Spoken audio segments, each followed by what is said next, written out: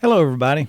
It's Trucker Tank Tuesday at 2 again. So today we got a very special guest coming on the show. It's my friend, and proud to call him my friend, Long Haul Paul. And so without further ado, and if you don't know who Long Haul Paul is, just go to YouTube, put in Long Haul Paul, and you're going to hear some fantastic music. But without further ado, let's bring Long Haul Paul in on the podcast.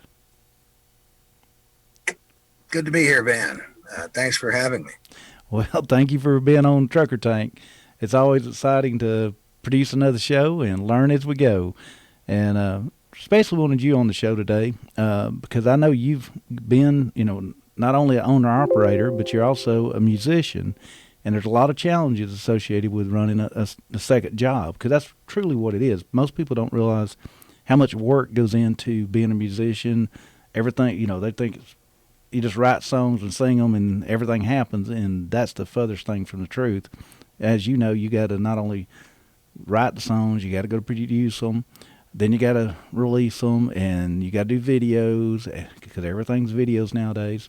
But I wanted to go back to the owner-operator side to start with, because I know you're a company driver now, but you used to be an owner-operator.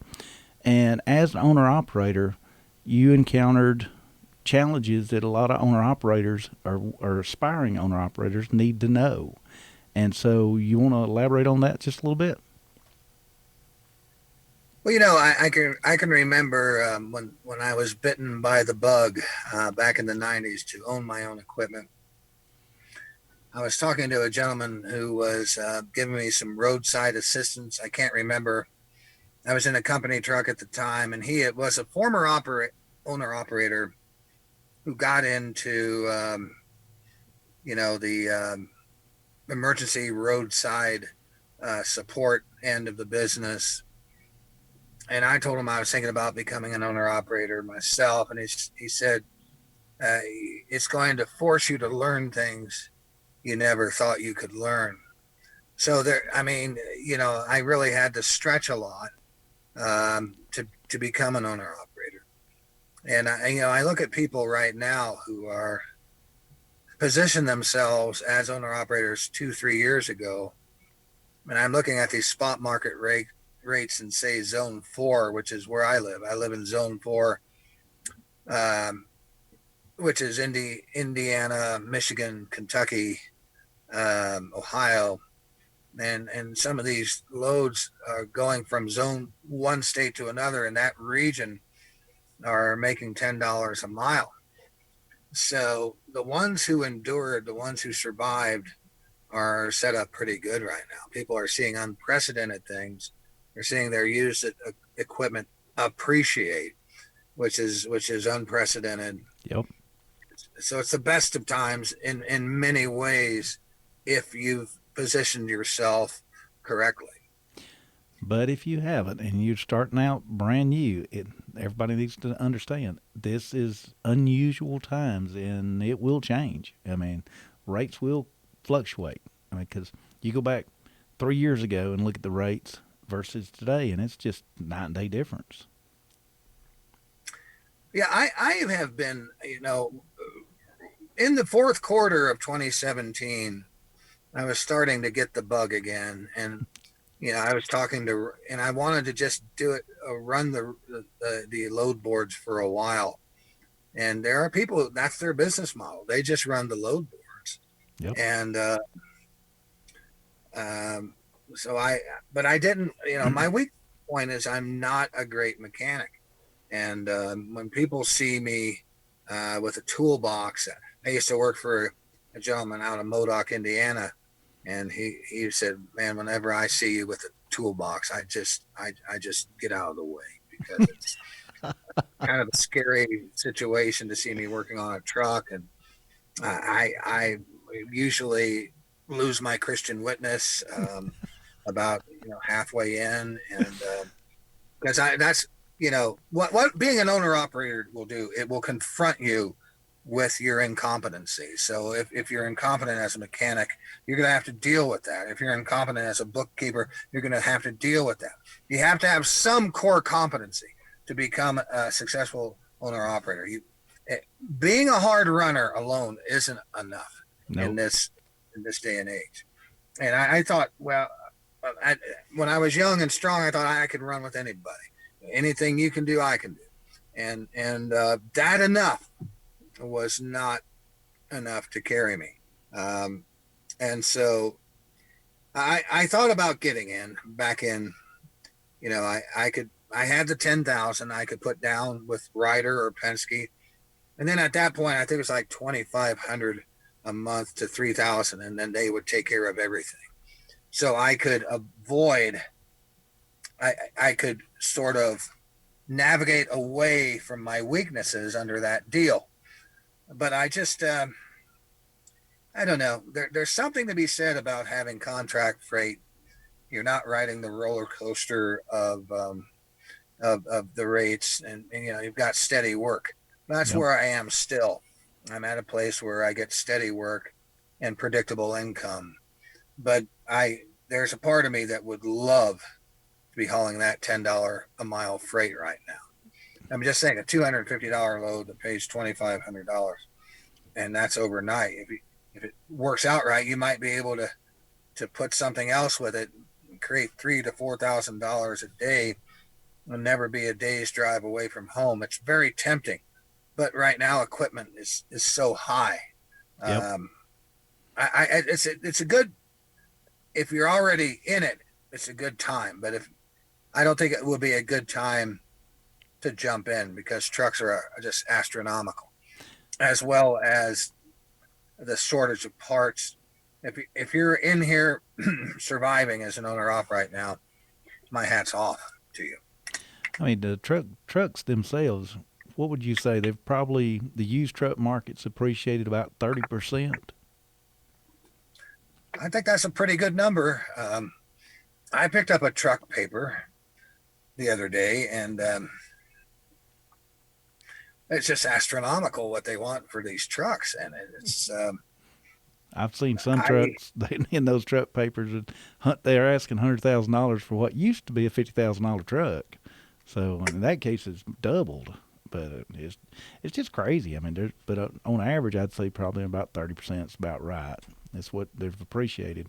And if anybody had told you or me 3 years ago that trucks were going to appreciate used trucks, we'd say you're crazy. But they did. It's just that simple, and you can't buy a new one either. I mean, you got to get on a wait list to get a new one. Yeah, so I don't know. I'm just probably going to keep on doing what I'm doing, but I may truck a little less and spend a little bit more time writing. I do have a freelance writer gig that is supplementing my income now, Mm-hmm. and it's wanting to grow. My editor's wanting more from me, but I think the trucking is going to have to decrease a little, and the creative end is going to have to increase. A big mentor to me, Van, is Tony Justice. And I've watched what he does, and he's got a situation with an owner operator that he has a lot of flex time, so he can grow his music business. Sure.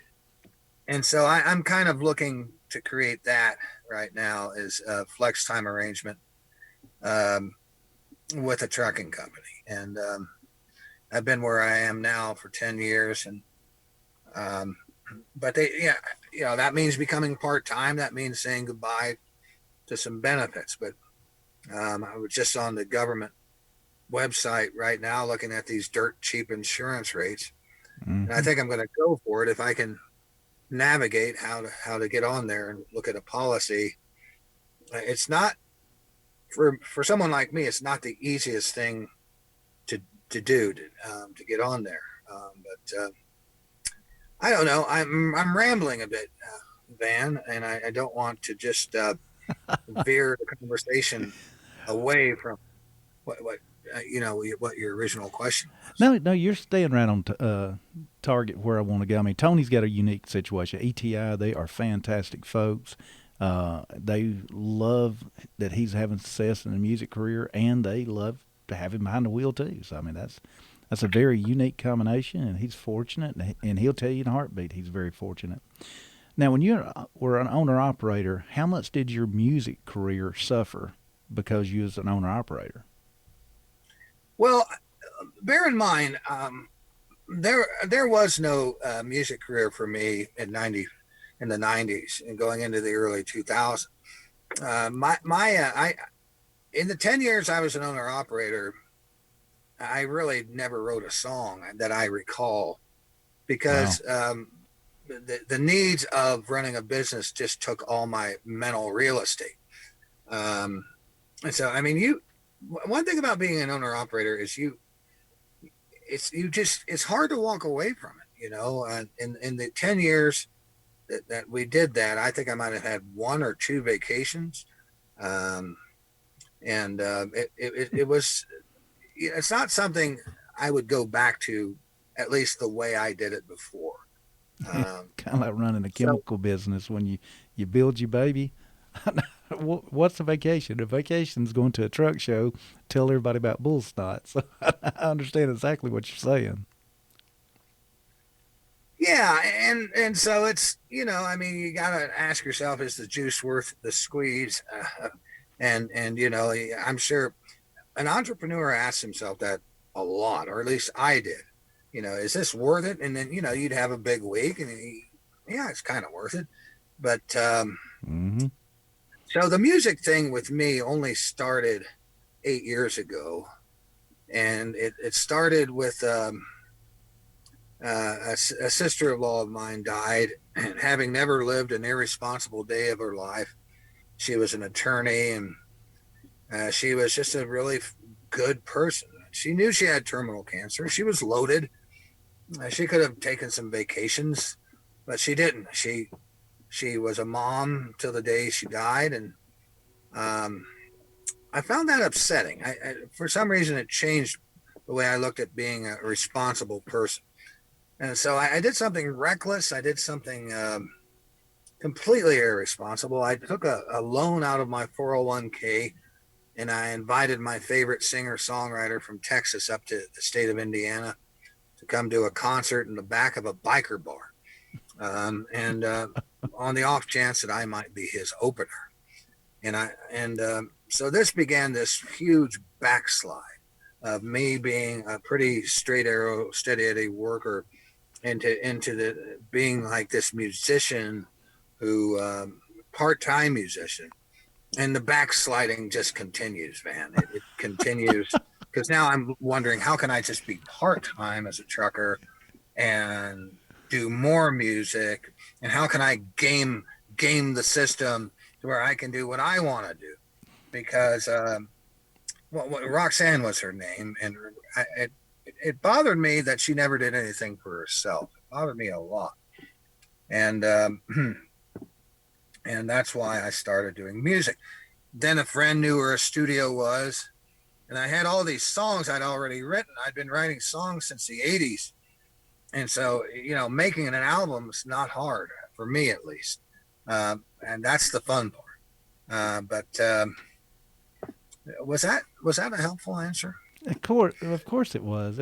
I mean, as much as me and you've talked and interacted, I thought you'd been in music a lot longer than 8 years. I mean, you've got some amazing songs, and I love your voice, which you already know that.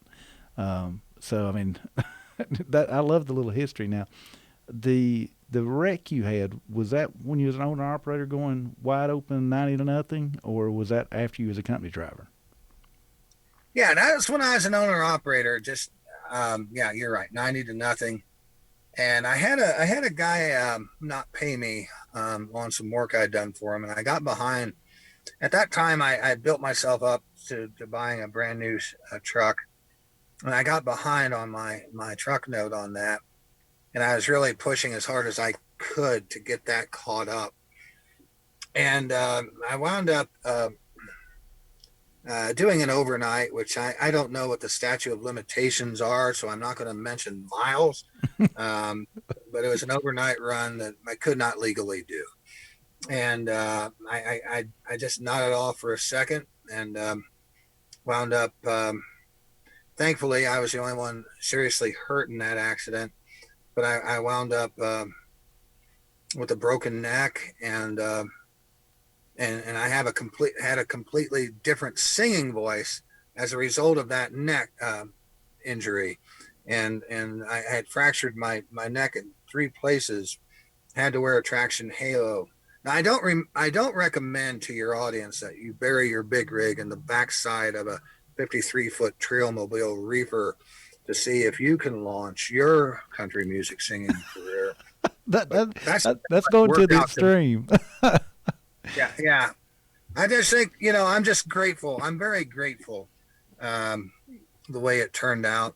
And I have to remind myself to be grateful. I think great gratitude is, regardless of what faith or denomination you're from, I think gratitude really, um, that's the big line of separation. That on the days, Ray Riley Hubbard said this, on the days when my gratitude exceeds my expectations, those are very good days.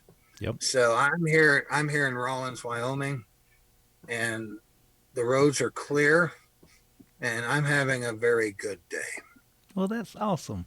And you wrote a song that come out of that wreck as well.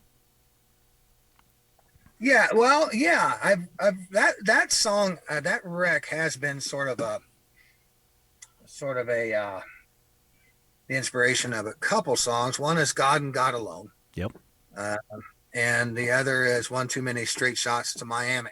And I Which love that's and I love that nearly song. complete. That's nearly almost word for word autobiographical. There's a couple lines where I had to change some towns to fit the rhyme and the meter, Hmm. but that song is as close to a completely autobiographical song as I've ever written. And for the audience, if you haven't listened to that song, it's on YouTube. It's well worth your time to go search it and find it and listen to it because it's awesome. So now on the roads when you're out there, besides music, I talked to you and Tony and Bill. So I mean, I know a good bit about the difficulties of the music industry. But how often are you talking to other truckers that have great ideas and they don't know what to do with them? Great business ideas. You know, um, I'm gonna tell you a story. I went to military school for 3 summers in a row.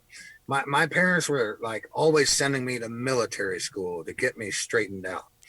And I think that's how I got the position I'm in today. But anyways, there was a kid there named Nelson, and he was running away with the gold medal for track my third year at Culver Military School. And I kept looking at him run. I said, I think I could run faster than Nelson because I was a pretty fast runner when I was a young buck. But there was this hesitation, Van. Just to put yourself out there. Because, I think there's a fear of humiliation. There's a fear of, and by golly, I beat Nelson and I won that track medal. Um, and I know a lot of truckers will write me and they'll have these wonderful lyrics. And here's a song I've written. Would you want to cover it? And I said, man, you've got to believe in your song enough to sing it yourself. And that's what I tell people. But a Yep. lot of people, they want to stay in the shadows. And I think the hardest thing about being a truck driver is something within us atrophies socially. And I think we got these great ideas. We've got all this solitude. But putting that into action uh, frequently entails a social act, asking for help, um, working with people. I mean, there you are, you're in a white shirt. There are truck drivers. I used to be one of these truck drivers where I'm not going to talk to some guy in a white shirt, some office man, some desk jockey. I don't need him. Well, we do need each other, Van. Yep. We do need each other.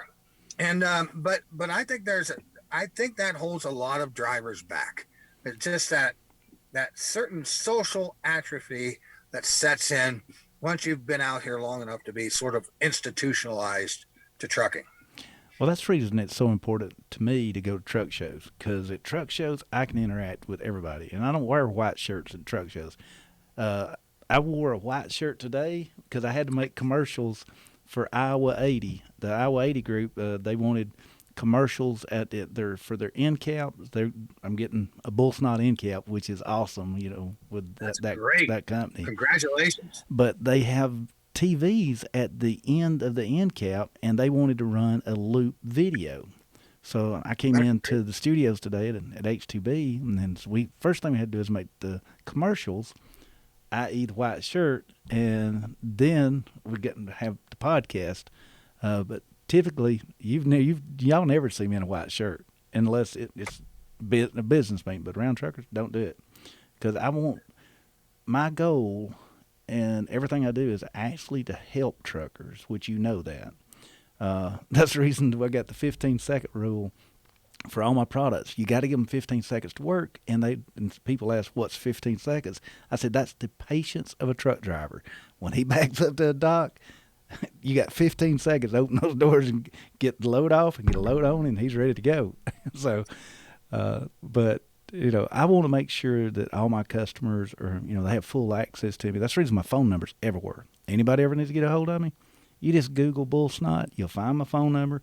Call me about anything that's related to trucking or the products. I'll help you any way I can. But the truck shows, that's when I think truckers, all you truckers are out there having a good time. They're seeing all the trucks. It's nostalgic because there's some beautiful old trucks. I mean, those cab overs. I'm just a big cab over fan. I just think they're a great looking truck. But because they're at ease and I'm there, I mean, we just strike up conversations. And what's really crazy is you've talked to these people forever on Facebook. They message you and whole 9 yards, but you've never put a name in a face in a name and a face together. And then when you're able to put the name and the face together, it's like an aha moment. It's just cool. So, and some of them you meet for the first time. I've been talking for so long through social media that you forgot it's the first time y'all actually met. And that's really cool. But I try to do everything I can to put everybody at ease. But I do. The purpose of this show really is about helping truckers implement their ideas. If they've got a great business idea, let's figure out how you can capitalize on it. It could be everything from, almost anything. I'm not limited to products, but if they have a product and they can patent it, they can license it. They don't ever have to go into manufacturing if they don't want to. There's a million things they can do, and to capitalize on their ideas. And I've talked to enough truckers now that I know with all that window time that you got sitting behind the wheel, they come up with some amazing ideas. Some of them, you can't implement for various reasons, and some of them are just fantastic, and they should do it. Just like when you talk about the songwriter sending you songs, and you say, "Well, you need to sing it first." They really need to take some of these ideas and put them into action, because most of them are trucking related, which is understandable. But they could help out other drivers. That's just like the whole Bullsnot line. I developed it to help truckers, make your life easier. That's what it's all about. Every single product was told to me, or was told to me by a trucker that was a problem, that they couldn't find anything to solve that problem. So, and that's where I come in always. You tell me a problem and you don't have anything you can go get to solve that problem. That's perfect. I just love situations like that. But if truckers come up with great ideas and it solves a problem for fellow truckers, like the trucker stick, that guy, he had a very specific one, cleans the mirrors, and he's a great guy. Tony and I both talked to him, and he's a great guy. But he come up with a solution, and then he had to figure out how to make a business out of it. That's what a show's about. I think there's another aspect to creating a side gig from an idea. I think there's a mental health dividend to that as well, Van. Um, I think if trucking is all you have and it's all you do, it's all you think about, all you talk about, um, I, you're going to be a kind of a dull guy. I'm sorry. I mean, you've got to have more than just trucking, you know? And so, like, you don't want to be the veteran police officer that goes home and watches cop shows. You want to have something other than trucking. And so we've got two side gigs right now. We have had as many as three. And by side gig, it's like something other than trucking that pays a 1099. Yep. And this one of the hardest things for a lot of people to launch anything is the sometimes the scarcity of flexible time. But I do believe this: if you have a will, where there's a will, there's a way. And if you've got an idea, if you've got an entrepreneurial idea, if you've got a creative idea, there are a lot of truck drivers that are very creative, and that's why, and that's how I got into music, because the digital age, made it possible for people like me to get into music. Sure. We're living in this age of the democratization of sound and production. 20 years ago, someone with money would have had to have bet on me to make a record. Now, our first record cost $540 to make, raw cuts. And then we've had lots of wonderful help. People like Bill Weaver, people like Tony Justice, our friends over there at Black Smoke Matters. Yep. People have, made it to where we don't have to cut into too much of my working man's wages to make a CD. And so I will say this. Don't be the Lone Ranger all the time if you've got an idea. Sometimes none of this would have happened without a collective effort, for me at least. You've got to partner with someone you trust, let that relationship grow, and see where it takes you. Would you say that, man? I would say that's 1,000% true, because just like with the Bullsnot posse, there's no way that I could get as many people knowing about the product without the Bullsnot posse, and that includes yourself, because you are part of the Bullsnot posse, and it's word of mouth. There is no better marketing tool in the world than word of mouth, because if you don't believe in it, you're not going to tell somebody about it. And Tony Justice, he's a fishing buddy of mine, and so that's how I kind of got into a whole bunch of stuff in the trucking world, because me and Tony were fishing buddies, Truth in Linden.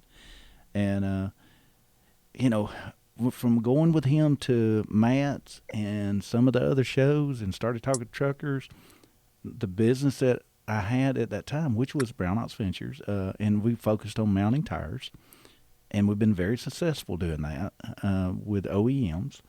But the business evolved just because I kept talking to people and asking questions. And for people that don't know this, it took 7 years to develop 10 products. It doesn't happen overnight. Just like the music business doesn't happen overnight. If you're developing products specifically to address the issues of truckers, it takes a concerted effort. But I do want to circle back to one thing that you said that I thought was very key. It's the mental health of starting a side business, which may become a primary business for a trucker, but it gives you something that when you wake up in the morning to look forward to. I mean, your aspirations, your dreams, everything changes when you have another business. And it could be small, it could be big, it doesn't matter. It gives you something. When I wake up in the morning, I'm going, how can I, grow Bullsnot, one. But as you know from talking to me, I'm always working on developing the next product. If I don't have a product to work on and to think about and dream about, then it's not as satisfying. I mean, and when you get one of my cans and the highest compliment in the world is like, wow, that works, I'm tickled to death, because now you understood and appreciated. Just like when I appreciate your songs, I mean, for those who don't No, I call Paul up and I talk to him about his songs and tell him which ones I love and which ones are my favorites and all that good stuff. And that's just fantastic. Uh, but it's the same thing with the products. When somebody brags on it, it's like somebody bragging on one of your songs. It just, your head swells up. Or mine does. And I assume yours does too. Well, Van, I've known you long enough to know that there's something in the creative process of inventing these projects or these products, which are it's a very similar sense of gratification that you get. Like, I'm going to tell you about this Visible and Blastable, rather. Now, I'm in a spare truck this week because my truck's in the shop with a head gasket down. And, and I for a long time have had this thing which I call like the spare truck head cold. Like anytime I get in somebody else's truck with somebody else's germs, I wind up with a cold. I wind up the germs. But what I did, I said I'm gonna take that Blastable and I'm gonna fumigate this truck before I go in there. So far, no head cold, and but I went through the cabin filter on Yep. the outside of the truck, sprayed it, opened up the fan. And so, I mean, That's the best this is a way. great way to fumigate a truck and to maybe sterilize the air before going in. Because I got in here and somebody who had been here was a chain smoker, which I'm not that bothered by. I'm not that bothered by tobacco smell in a truck like others are. But still, it was just some other dudes cooties were in there, man, and this is a great cootie eradicator right here. It'll definitely get rid of cigarette smoke. I mean, it doesn't mask the odor; it destroys the odor, and that's the big difference between that and any of your air fresheners. It doesn't mask it; it destroys it, and it doesn't come back. You have to introduce that odor again. Like pet odors, bad burritos, just about everything. Well, Yeah, because if you're exactly right, man. If you're out here long enough, you're going to be processing. You're going to have there are going to be things that happen for an over the road trucker that are going to require this that have to do with the digestive process. You may have an unplanned event, an mm-hmm. unplanned digestive event in the truck, and this will take that right out of there. It will. It's human, pets, everything. Hey, before we get the show starts to close down, I know you said you had your guitar with you today. I do, Van. Okay. Can you play one of my new favorite songs, Chevrolet Jesus? Sure. Let me.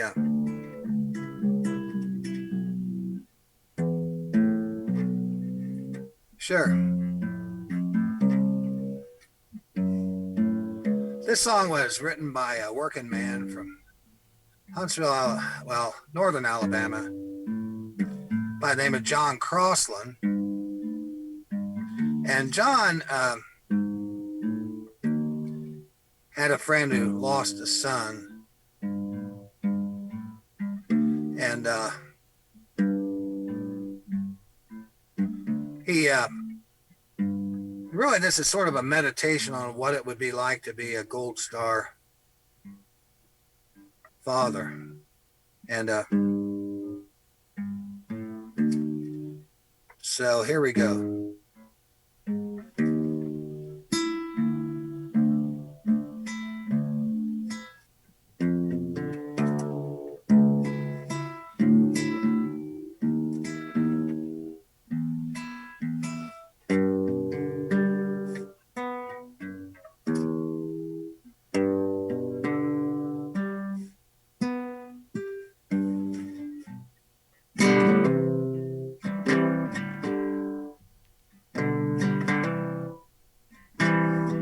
When I was much younger,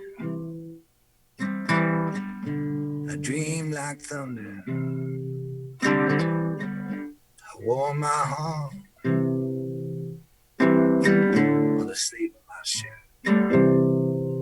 I met Mary Weston in a diner in Preston.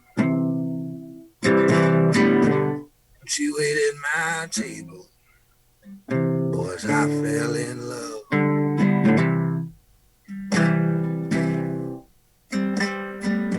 I was just 19 when I bought her that wedding ring.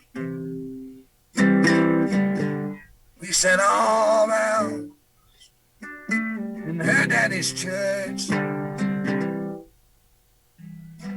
But then I turned hand to, and now I took trade school.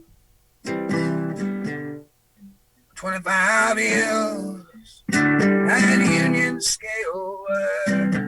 And I used to have faith in a Chevrolet Jesus, an American promise, as big as the sky. I worked all those years.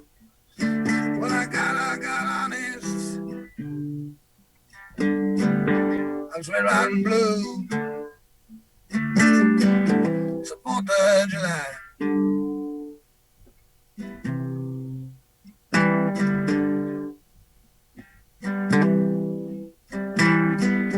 I still remember that day in November. That newborn baby was the star of my crown. I named him Carver after my father. I took the old man to Jenkins. He bought the whole house around. I taught him to stand tall, how to play baseball. An old time lesson in the great book of John. Had a smile like his mother,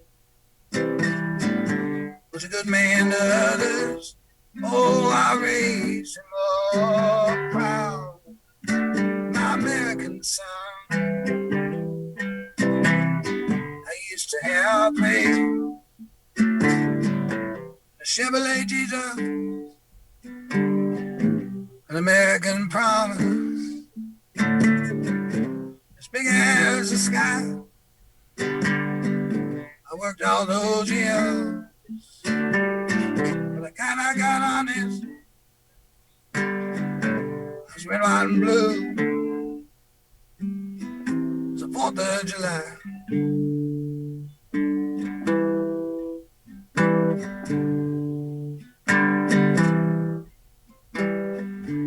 I work in this diner since my job went to China. Lost my boy somewhere out there in that Middle East war. They honored him Monday, put his name on the highway, gave a flag to his mama that I hung by the door.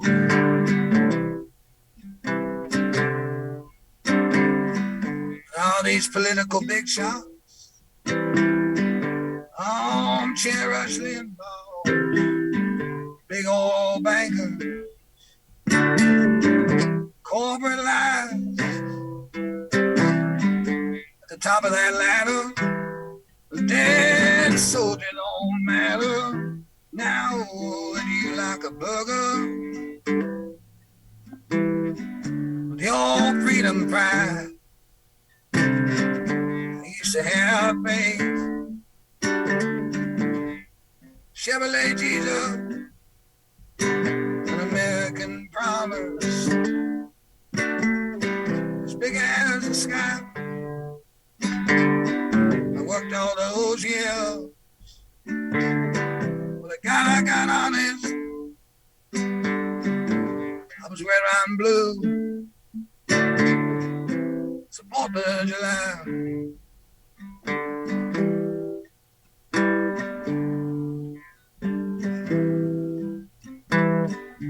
When I was much younger, dreamed like thunder. I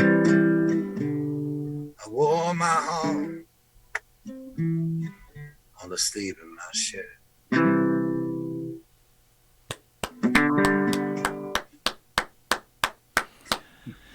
Paul, I just love that song.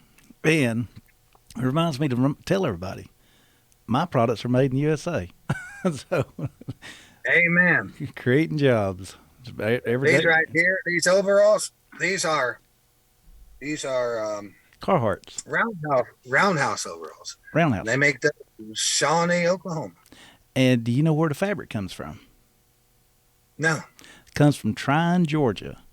That duck fabric, I have run millions of yards. I started my whole career in textiles, and I was director of research development for that company, and we were the world's largest denim manufacturer, and we made the duck fabric as well. So I'll be doggone. Yeah, It's very interesting. it's actually a very high quality product that goes into that because it has to protect you from when you go through briars and stuff like that. It's a very unique construction and American made. So, that's it for Trucker Show Trucker Tank this week. And once again, Paul, I sincerely appreciate you coming on the show, and this has just been fantastic. And and your willingness to sing at the end of the show is amazing. So, but I appreciate everything. And for Trucker Tank, y'all have a great week, and we'll see you next Tuesday.